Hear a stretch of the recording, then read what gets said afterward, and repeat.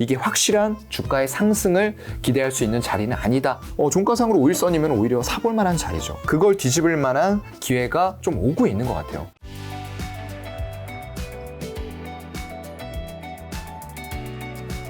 그 접근할 종목을 우리 좀 찾아보기 위해서 차장님과 지난 몇 달 전부터 하고 있는 이제 외국인 기관의 이제 매수 상위 종목, 매도 상위 종목 한번 보려고 하는데 지난달 동안 이제 외국인 기관 가장 많이 매수한 탑 10 어떻게 되나요? 네. 일단 10월 1일부터 제가 오늘까지 한번 보도록 하겠습니다. 그렇게 봤을 때 거래소 쪽 먼저 보게 되면요. 기관 쪽에서 가장 많이 매수한 종목은 포스코홀딩스예요. 네. 이거 이제 약간 의외다라고 생각을 하시는 분들도 있을 텐데 지금 철강 산업의 업황이 사실 안 좋은 거는 팩트예요. 근데 이제 앞으로 조금 더 좋아질 수 있겠다라고 생각을 하는데 여기에서 중국이 제로 코로나 정책에 대해서 또 딱 선을 그었죠. 코로나 최근 들어서 이제 계절적인 감기 요인 이런 것들과 더불어서 또 발생자가 많아지고 있다. 그래서 제로 코로나 정책 변화 없다라고 얘기를 했어요. 실제로 우리나라도 지금 7일 평균의 확진자 수 보면은 조금씩 증가하고 있는 추세예요. 네. 그래서 코로나 이거 정말로 끝났나 싶었는데 정말 지긋지긋합니다. 네. 끝나지 않는 이런 모양새 나타나면서 포스코 철강의 업황이 쉽사리 돌아설까라고 생각하는데 이 수급의 요인은 이제 그런 쪽은 아니죠. 포스코가 이제 리튬 염호라고 해서 이 리튬이 다량 포함되어 있는 바다죠. 일종의 나트륨이 많이 들어있는 호수 이런 쪽들이에요. 그런 것들을 가지고 있어요. 그런데 가지고 있기만 해서는 이런 좀 높은 평가를 받긴 힘들어요. 그런데 요즘에 여러분들 리튬 가격 아마 나온 것들 뉴스로 들으셨겠지만 톤당 정말로 비쌉니다. 1억 원을 막 호가하는 정도로 사상 최대치로 가격이 올라가고 있어요. 그 가장 중요한 원인이 뭐겠습니까? 전기차 그리고 에너지 저장 장치 이런 친환경이 결국에는 리튬의 수요를 굉장히 많이 부추기고 있는 거예요. 그렇기 때문에 이런 쪽에서 이 리튬을 정말 뽑아낼 수 있는 업체들은 그만큼 높은 밸류를 받을 수밖에 없어요. 그래서 이 포스코홀딩스는 자체적으로 이 리튬이 많이 매장되어 있는 곳들은 많습니다. 이런 것들을 꺼내서 얼만큼 이 높은 회수율로 정제를 할 수 있느냐 그 기술이 중요한 거예요. 근데 이 포스코홀딩스가 전 세계적으로 봤을 때에도 한 3개 정도의 한 3개에서 4개 정도 될 거예요. 그 정도의 소수 기업만 할 수 있는 높은 정제 가공 기술을 보유를 하고 있는 거죠. 그래서 아마 향후에는 이 철강 부문 캐시카우 역할을 하는 거 맞습니다. 그런데 아마 조금 더 시간이 흐른 뒤에는 이 리튬만 가지고도 제가 볼 때는 철강 그동안 몇십 년의 역사로 해오던 것들을 뒤집어 버릴 수 있을 만한 파급력이 여기서 나올 수 있어요. 네. 왜냐하면 아직까지도 전기차의 보급률 침투율은 얼마 안 됩니다. 이런 것들이 시간의 흐름에 따라서 점점 더 보급률이 높아지고 침투율이 높아졌을 때 엄청나게 많은 리튬이 필요로 하게 된다는 거죠. 그래서 이 포스코홀딩스는 그런 관점에서 기관들이 매수를 했다라고 보여지는데 안타깝게도 이제 외국인들은 또 한 1,900억 정도를 매도했어요. 그래서 외국인이 매도한 게 다행히 개인으로 가진 않았고 이게 기관 쪽으로 매수세가 들어왔다. 라는 부분들은 조금 긍정적으로 보이고요. 그러면서 오늘 흐름이 굉장히 좋았죠. 8% 올랐습니다, 오늘. 이 무거운 종목이. 네, 시가총액으로 봤을 때도 23조 4천억 정도 돼요. 근데 이걸 외국인들이 이렇게 매도해도 제가 전에 한번 말씀드린 거 기억하시는 분들은 기억하실 거예요. 외국인이 매도하는 게 전체적으로 개인에게 가는 게 아니라 기관에게 가면은 기관, 특히나 투신, 사모펀드, 연기금 이런 쪽들에서 집중적으로 같이 산다라고 했을 때는 외국인들이 매도하는 양의 한 10%에서 20%만 기관 쪽에서 매수를 한다고 하더라도 그 집중력이 외국인과는 틀리다라고 말씀을 드렸어요. 그래서 이런 오늘의 기관의 이제 매수 수급이죠. 엄청 강했습니다. 그동안에도 투시는 계속 사왔어요. 이때부터요. 10월 25일부터 연기금은 뭐 말할 것도 없고요. 이 사모펀드, 투신, 연기금이 같이 들어오는 흐름들이 이렇게 나타나기 시작하니까 이 무거운 종목이 5%씩 올라가고요. 이 외국인이 매도했음에도 불구하고 개인들로 넘어가는 양이 크지 않잖아요. 한 11억 정도. 거의 뭐 외국인이 던진 거 기관이 다 샀다. 그 중에서도 투신, 연기금, 사모펀드. 그리고 오늘 같은 경우에도 542억을 개인이 매도했고요. 외국인 기관들이 같이 오늘은 샀어요. 그래서 이런 흐름이 나오니까 8%의 강세가 이 무거운 종목에서 나왔다라는 말씀을 제가 좀 드리고 싶은 거고요. 그 밑으로 보게 되면은 네이버 10월 1일부터 봤을 때입니다. 1,580억가량 샀습니다. 그런데 이거 외국인 보세요. 거의 1조 팔았죠. 네, 이 기간 동안에요. 그러면은 이 네이버를 기관이 산 거 빼고 어디로 갔겠습니까? 거의 한 8,500억 정도는 개인이 샀다는 거예요. 그렇기 때문에 이렇게 기관들이 일부 수량을 받아줬음에도 불구하고, 자, 이거 네이버의 차트를 보시면요. 이런 식으로 10월에도 그래도 횡보는 했죠. 네. 왜냐하면 일부를 기관 쪽에서 좀 받아주는 흐름들이 나왔기 때문에 그런 거예요. 이거 전부 다 개인들이 받아갔다라고 하면은 이런 쌍바닥 잡는 흐름 아마 제가 볼 때는 안 나왔을 거고요. 더 밑으로 미끄러졌을 가능성이 높다라고 생각을 합니다. 그래서 그나마 기관들이 들어오면서 바닥을 이중 바닥으로 형성을 하긴 했지만 외국인들의 지분율 감소 추이를 봤을 때에는 이게 확실한 어떤 상승, 주가의 상승을 기대할 수 있는 자리는 아니다라는 말씀 아까 드렸습니다. 그 밑으로는 하나금융지주 샀어요. 1,530억 정도 매수가 들어와 있는 이런 상황이고요. 뭐 종목의 차트 보게 되면은 이것도 10월 들어와서는 그래도 조금 올라가면서 121선까지 상승 탄력으로 돌파를 해버리는 흐름이 나왔어요. 이게 10월 27일이었네요. 굉장히 이날에는 기관들의 강한 매수세가 있지 않았을까라고 생각이 됩니다. 10월 27일. 네, 맞네요. 개인들이 245억을 팔면서 그간에 매도했던 것 중에서 가장 많이 팔았죠. 이런 흐름들이 개인들 매도가 이 기관 쪽으로 강하게 넘어가니까 이 무거운 종목이 이틀 만에 거의 한 8% 가까이 상승했죠. 네. 그래서 이런 수급이 들어올 때는 무거운 종목이라고 하더라도 여러분들이 이런 기관 쪽, 특히나 투신을 중심으로 한 이런 단기적인 상승을 이끌어낼 만한 수급이 들어올 때는 들어가 볼 만해요. 한 5% 정도 짧게 내가 스윙 정도, 스윙이라고 하면은 한 4일에서 5일 정도까지 보는 매매를 얘기합니다. 그 영업일 동안에 이 정도 수익을 내가 내겠다라고 하시는 분들은 손절 잡고 이런 종목도 수급에 의해서 들어가 볼 만하다라는 말씀을 드렸습니다. 그 밑으로 보면은 LG화학도 많이 샀죠. 4위권에 포진해 있는데 LG화학이 예전에 이제 그 얘기 나왔을 때 LG화학 이거 LG에너지솔루션 떼어내고 나면 아무것도 아니다 라고 얘기하시는 분들 많았잖아요. 근데 아닙니다. 아니에요. 네, LG에너지솔루션이 배터리 만드는 회사인데 이런 쪽에서 당연히 LG화학 그동안에 해왔었던 업력을 볼 때 소재, 화학, 물질 이런 쪽에서 시너지 효과가 안 날 수가 없는 기업이에요.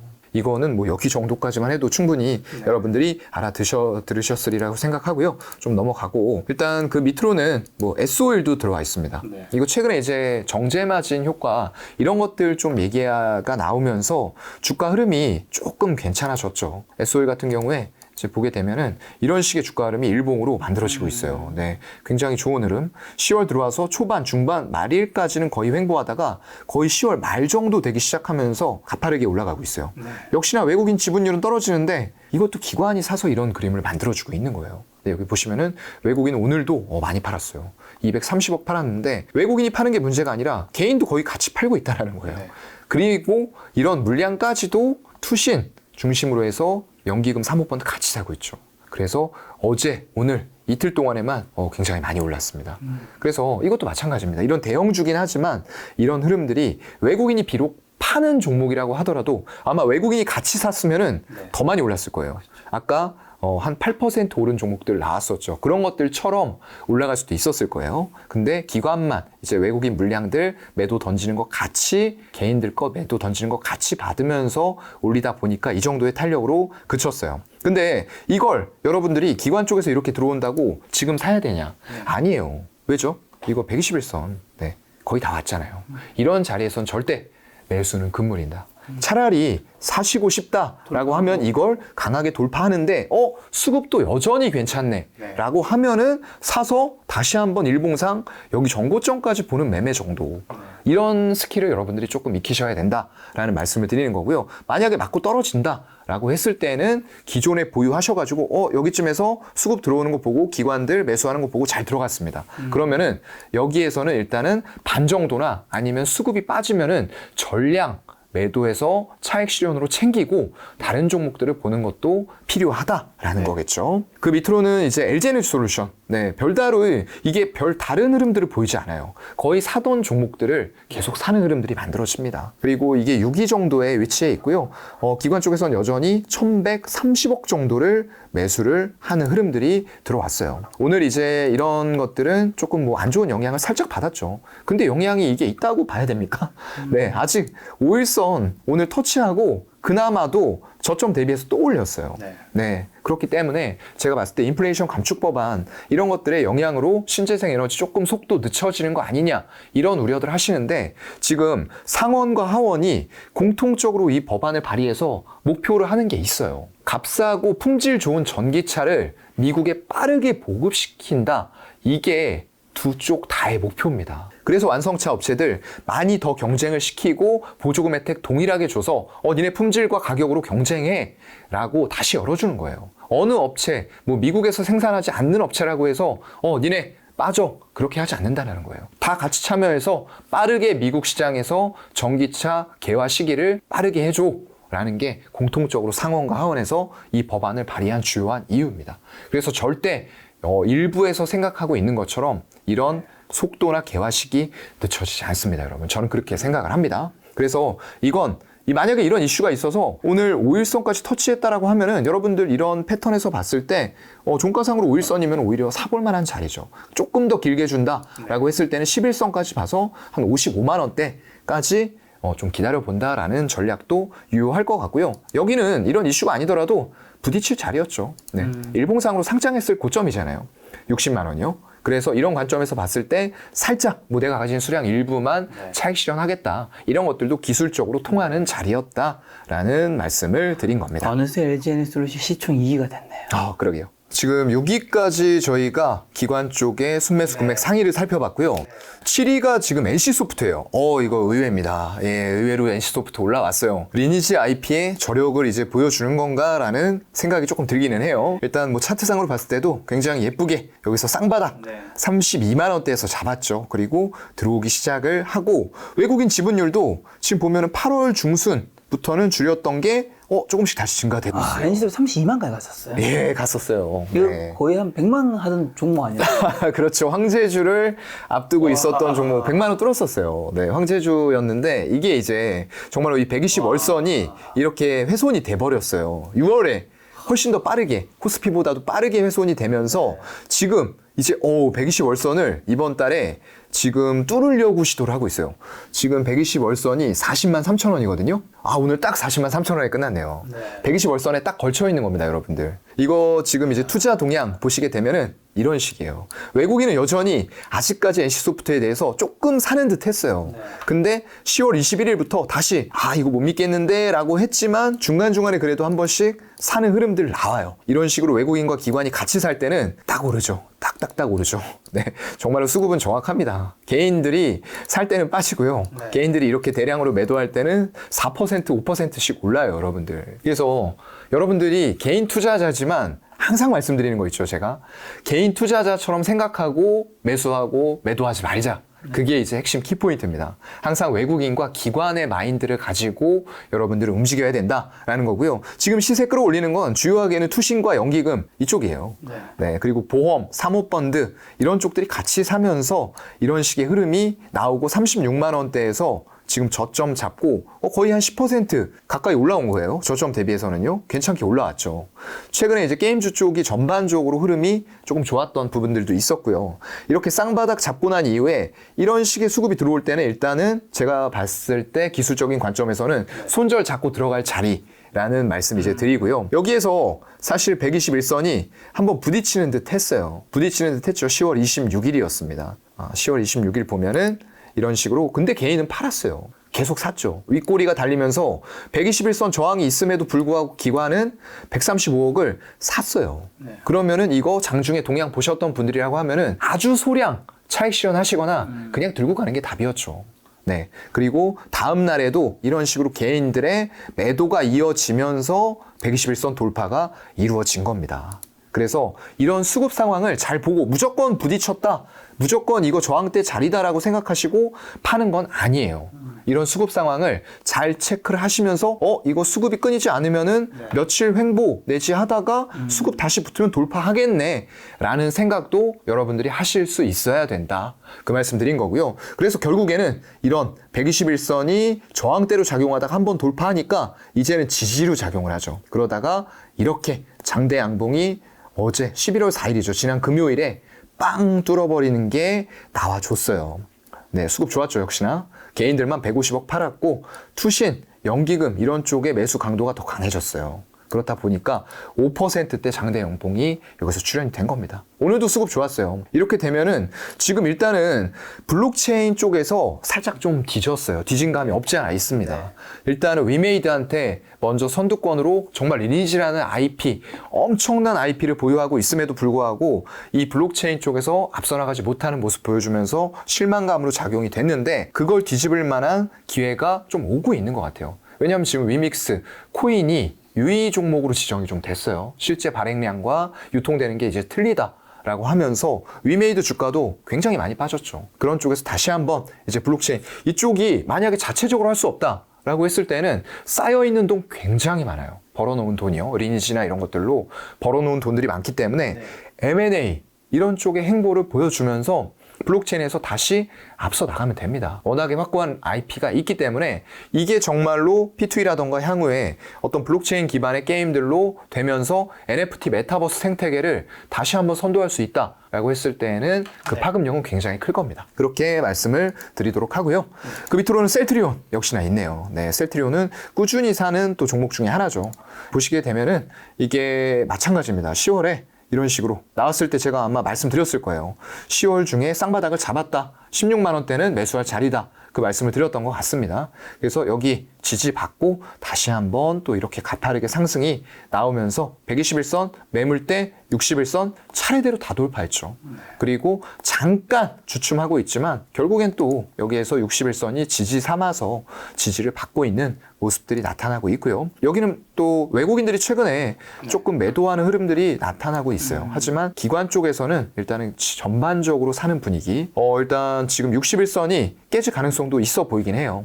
여기 최근 들어와서 11월부터는 개인들의 매수세가 강화됐어요. 네, 그렇기 때문에 여러분들이 바로 접근하시는 거는 조금 주의하실 필요 있을 것 같고요. 일단 이 61선이 개인들 계속 매수하면 깨질 수 있습니다. 어디까지? 121선까지. 근데 여기에서는 매물대도 강력하게 상단에서 지지가 나올 거예요. 그렇다고 하면은 한 17만 원 중반대 정도에서는 내가 신규로 매수 접근해보겠다.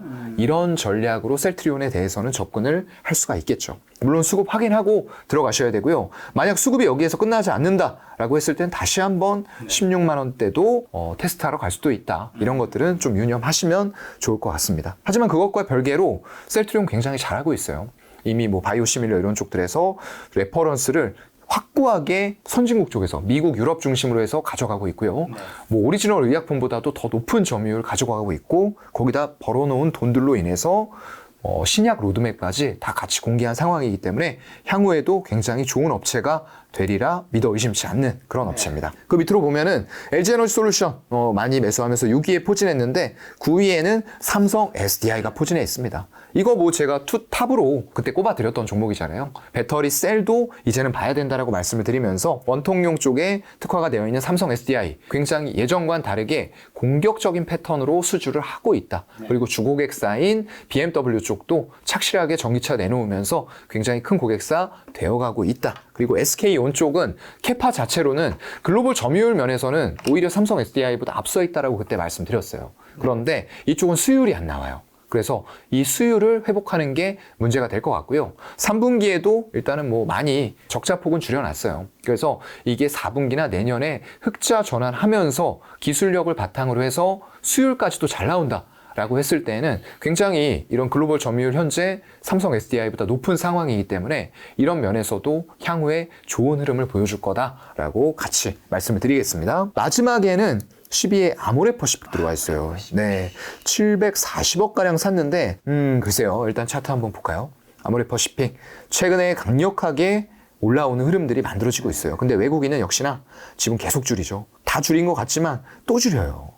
이런 흐름들 나오고 있고 그래서 결국은 이런 장대 양봉을 내고 시세가 바닥에서 9만 원 바닥 잡고 올라가는 건 누구의 탓이다? 탓이라고 하긴 좀 뭐한데요.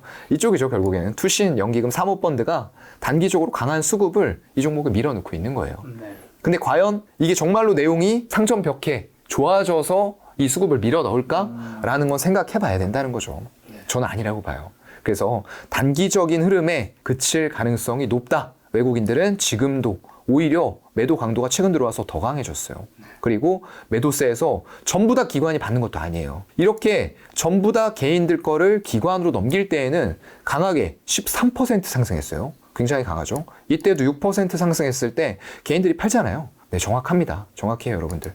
130억 매도했을 때 개인들이 매도했을 때 3.3% 강하게 올랐어요. 근데 개인들 살 때는 다 떨어지잖아요. 그러니까 제발 수급은 절대적이에요, 여러분들. 특히나 대형 종목에서는 절대적이기 때문에 이런 거 장중 수급 보시면서 결코 개인들이 많이 살 때 따라간다 이런 생각은 정말 위험하다 말씀 다시 한번 드리고요. 다만 최근에 개인 수급이 다시 유입이 되고 있기 때문에 이 아모레퍼시픽에 대해서는 기대감 너무 키우지 마세요. 제가 볼 때는 만약 개인들이 이렇게 계속 산다, 61선이 한계입니다. 한계치입니다. 11만 원에서 끝날 가능성이 있어요.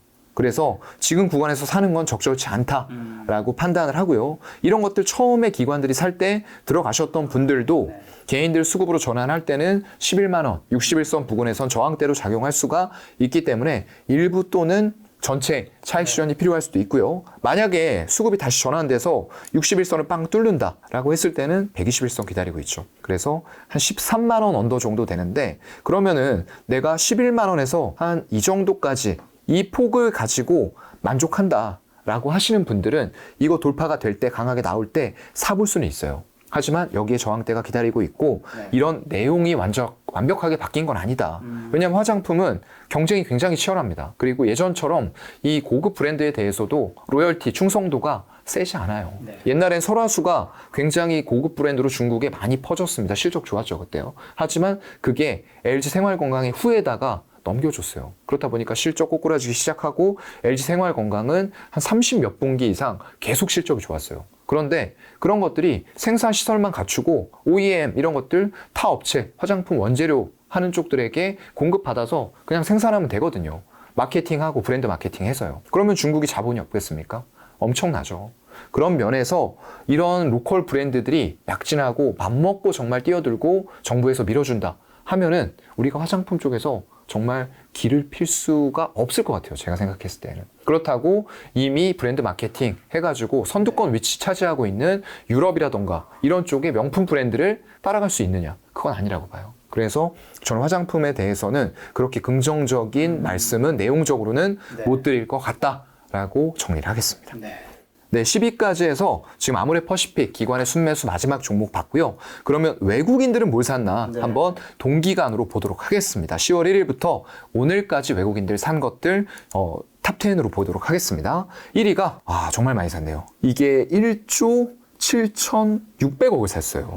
네, 엄청나게 샀죠. 그렇다 보니까 삼성전자가 물론 하이닉스도 많이 샀지만 최근 들어와서 이제 수급 형태가 달랐기 때문에 이런 것에서 차트상에 조금 차이는 있었다라는 말씀 드렸고요. 삼성전자는 오늘 또 굉장히 좋은 수급에 의해서 121선 아까 돌파한 흐름들 나왔다라고 말씀드렸어요. 일단 실적은 굉장히 안 좋은 거 맞습니다. 그리고 삼성전자는 그 정도까지는 아니겠지만 지금 SK 하이닉스는 4분기에 적자, 영업이익 적자 전환 얘기도 나오고 있어요. 그렇다고 하면은 굉장히 이제 시황이 안 좋구나라는 건 여러분들이 이건 팩트로 받아들이셔야 될 것 같고요. 그럼에도 불구하고 외국인들은 약간 선제적으로 그때 아마 제가 말씀드렸을 텐데 이 반도체 업황이나 시황 이런 것들 대비해서 주가를 한 보통 8개월에서 많으면은 17개월 정도 선행을 해서 매수를 하는 그런 경향들이 있습니다. 그 주가 흐름이 반도체 업황이 좋아질 것들을 미리 선반영을 한다는 거예요. 그 정도 기간을. 그러면 내년 하반기 얘기들 많이 합니다. 그럼 빠르게 봐서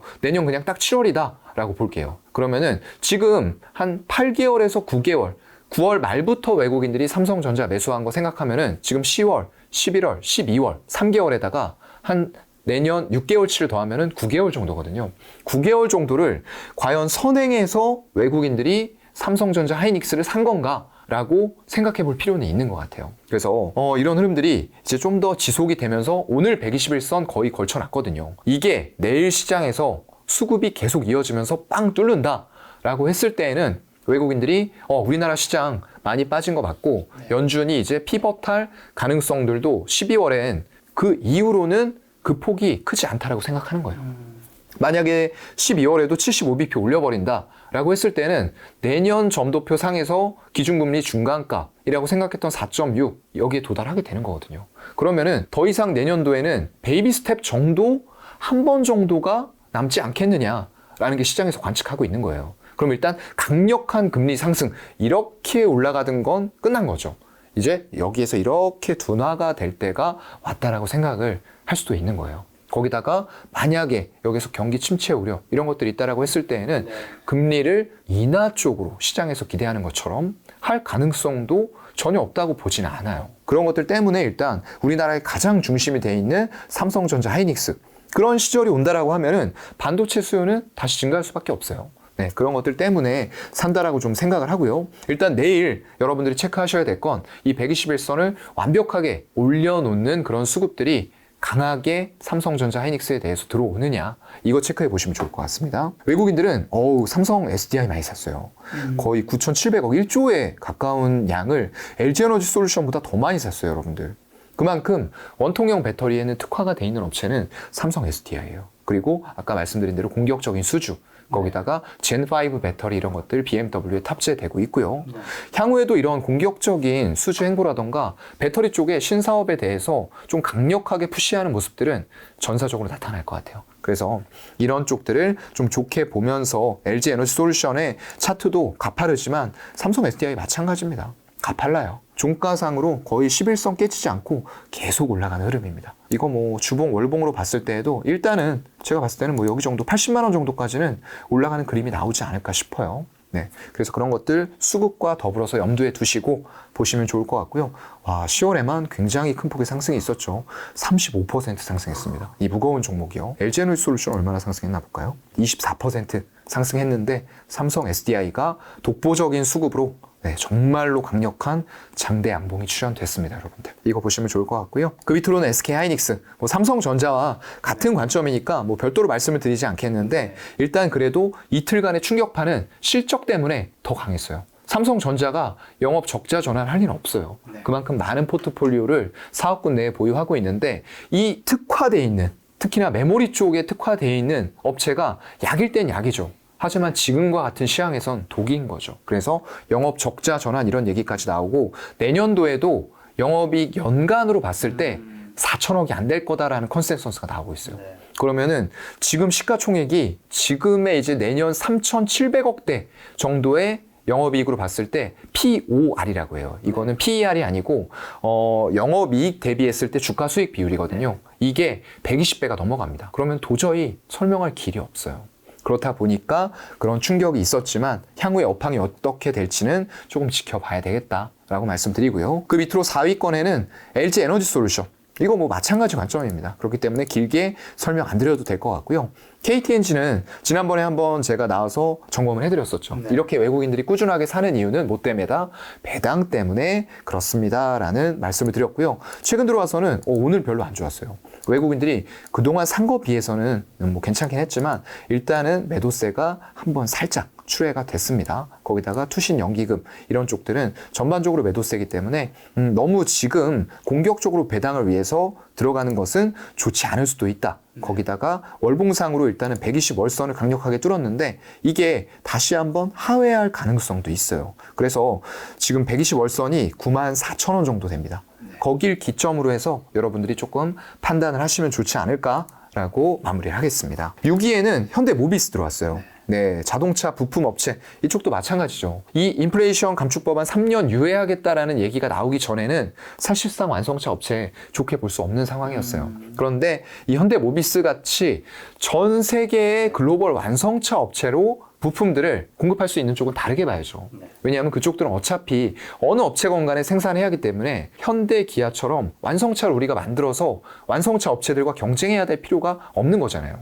그렇기 때문에 이런 현대모비스 같은 기업들 해외 쪽에 공장을 두고 있고 그리고 완성차 글로벌 업체들 현대 기아차에 한정지어서 공급을 하지 않아도 되는 이런 기업들은 좋게 봐도 괜찮겠다라는 말씀을 드렸습니다. 그래서 이게 10월에도 굉장히 좀 가파르게 올라왔고요. 지금도 그 흐름이 끊기지가 않았어요.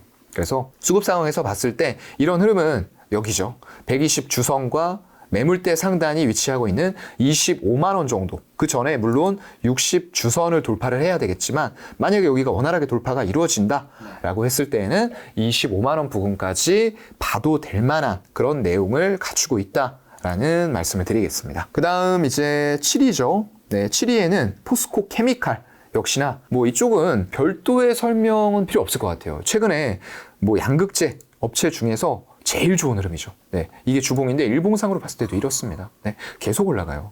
지금 사실 밸류만 놓고 봤을 때는 에코프로 BM이 사실 양극재 업체 중에서 최고인 건 맞아요. 근데 이 업체는 음극재 기존에 영위하다가 양극재 대량 공급 공시를 했고요. 그게 향후에도 이어질 가능성이 높다라는 거죠. 그리고 포스코 그룹과의 이런 시너지 효과가 굉장히 크게 일어날 수 있는 그런 기업이기 때문에 양극재와 음극재라는 가장 중요한 두 개의 물질이에요. 배터리를 만들 때. 그리고 특히나 양극재 쪽이 70%의 원가를 차지하기 때문에 이런 것들의 공급 대량 공시가 나왔다라는 건 이 기업의 밸류 자체를 바꿔놓을 수 있는 획기적인 공시였어요. 그래서 이런 흐름들이 61선을 터치하고 가파르게 올라오면서 계속 이제 이건 뭐 신고가 흐름이죠. 네. 다만 지금 밸류상으로 봤을 때는 이제 매력도가 너무 많이 올라오다 보니까 물론 좋아질 건 맞는데 상대적으로 포스코 케미칼과 LNF 이런 쪽들의 밸류 메리트가 조금 부각이 되는 시기도 맞습니다. 그래서 너무 가파르게 따라가는 거 쫓아가기보다는 제 생각엔 이건 보유자의 관점이라고 보이고요. 뭐 조정 받았을 때는 역시나 살 수 있습니다. 이런 식으로 뭐 61선 이런 정도 35일선 지정해놓고 여기 정도 오면 한번 봐보자. 근데 뭐 35일선보다는 이격도로 봤을 때 여기가 적당할 것 같아요. 61선 한 17만 원대 정도 오면은 내가 한번 매수 접근해보겠어. 이런 관점으로 접근하시는 건 괜찮다라고 보이는데 상대적인 밸류 더 싸 보이는 건 지금은 이제 에코프로, BM 그리고 LNF가 밸류상으로는 제가 봤을 때는 내년 순익 기준으로 봤을 때는 현재 포스코 케미칼보다 한 반 정도 싼 밸류 갖고 있는 것 같아요. 그래서 그쪽을 조금 더 매수 관점으로 찾아보자. 라는 말씀도 같이 드리겠습니다. 8위에는 하나솔루션 올라와 있어요. 이거는 제가 아까 내용적으로는 말씀을 많이 드렸기 때문에 뭐 생략하고 넘어가도록 하겠습니다. 그리고 9위 한국항공우주 있죠. 1200억 샀습니다. 네, 이런 쪽들도 마찬가지예요. 마찬가지 흐름입니다. 지금 오늘 좀 세게 맞고 떨어지긴 했는데 이런 것들이 계속 떨어지지는 않는다는 거죠. 결국은 이 방산 쪽이 K 프리미엄, 우리 K 방산 프리미엄 받으면서 가파르게 올라왔어요. 그게 이제 촉발된 건 유럽 쪽, 폴란드 위주로 한 수주가 대규모로 일어났던 거죠. 그래서 더 이상 그동안 해왔었던 뭐 동남아시아 이런 쪽에 공급하는 게 아니라 우리가 선진국인 유럽 쪽으로도 공급이 되네 라는 걸 인정받으면서 주가가 올라왔고요. 그만큼 이제 올라왔다가 큰 폭으로 흔들렸는데 이때 실적이라던가 수주에 문제가 있었냐? 아닙니다, 여러분들. 그러면은 이런 기회에서 마찬가지죠. 아까 하나솔루션 이슈가 나왔을 때 우리가 어디에서 매수를 해야 되나 이런 거 고민했던 것과 마찬가지로 한국항공우주도 마찬가지예요. 한국항공우주뿐만 아니라 뭐 하나에어로스페이스, LIG 넥스원, 현대로템 전부 다 마찬가지입니다. 수주 좋아지고 실적 좋아지고 다른 나라들은 점점 더 이런 K방산의 프리미엄에 대해서 관심도가 높아지고 있어요. 그리고 미국 시장 만약에 열린다. 라고 했을 때에는 정말로 큰 시장이거든요. 이런 것들에 대한 프리미엄을 충분히 받을 수 있을 만한 수주들은 쌓여 있고 지금 수출 계약 또 하나 에어로스페이스 이런 쪽들 계속 나왔거든요. 그래서 그런 것들이 일회성으로 끝난다는 게 아니에요. 계속 이어집니다. 그렇다고 하면은 결국 주가의 이런 회소는 우리가 올라가는 것들을 배합화하고 쳐다만 봤을 때 드디어 매수할 기회가 온다라는 신호로 받아들여야 된다는 거죠. 그런 관점으로 봐주시면은 방사는 전체적으로는 좀 큰 기업들 위주로 보세요. 너무 작은 기업들 이런 것들 보시는 것보다는 큰 기업들의 수출 규모라던가 레퍼런스 이런 거 봤을 때 결국 큰 기업들이 수주합니다. 그렇게 보시는 게 좋을 것 같고요. 마지막으로 보게 되면은 삼성 바이오로직스가 10위에 위치를 하고 있어요. 이것도 한 1200억 정도 샀는데 이것도 뭐 제가 여기 나와서는 이 단순한 신약 이런 업체들 제가 별로 안 좋아한다라고 말씀드리면서 이 삼성 바이오로직스랑 셀트리온을 너무도 많이 말씀드렸어요. 그냥 순위 정도만 체크하고 넘어가도록 하겠습니다. 지난달 동안 외국인과 기관이 매수한 탑10 종목 중에서 혹시 차장님이 또 좋게 보시는 종목 어떤 게 있을까요? 이게 다 합치면 20개고 겹치는 종목도 있을 텐데. 맞습니다. 일단은 지금 저로서는 사실상 뭐 배터리 이런 쪽들을 계속 좋게 보고는 있어요. 하지만 이게 워낙에 계속 경신하면서 52주 신고가 경신하면서 올라가다 보니까 조금은 부담이 있다. 라고 생각이 되기도 합니다. 그래서 오히려 아까 이제 말씀드렸던 하나솔루션이 지금 외국인 매수 상위에서 한 8위 정도에 올라 있거든요. 이런 것들이죠. 결국에는 가파르게 올라가는 것들 물론 수급 좋아서 더 갈 가능성 있어요. 하지만 내가 심리적으로 쫓기지 않고 매수할 수 있는 자리에서 매수하는 건 굉장히 중요합니다. 그래서 그런 관점에서 보면은 이 하나솔루션 결국에 큰 그림은 바뀌지 않을 거예요, 여러분들. 잠깐 신재생 에너지에 대해서 이슈가 있고 잡음이 있을 수 있지만 그런 이슈와 잡음 때문에 주가가 흔들린다. 네. 그럼 뭐다? 매수할 수 있는 기회가 왔다라고 접근을 하시면 좋을 것 같고요. 물론 이제 하나솔루션 아까 이제 차트 잠깐만 보완해서 말씀을 드리면은 이 일봉상에서 이런 그림이 나오고 있어요. 그럼 거의 이 가격대는 매물대상으로 지지가 된다고 봐야 돼요. 그럼 한 45,000원에서 6,000원대 매수 기회 있고 만약의 경우에 조금 더 이슈가 지속이 되면서 주가가 더 빠진다. 라고 했을 때 아까 제가 말씀드렸죠. 121선까지 열어놓고 43,000원 구간까지 열어놓고 분할 매수 유효하다라고 말씀을 드리면서 이건 제가 12월에 나올 때 한 번 더 지난 결과에 대해서 체크해 드리도록 하겠습니다.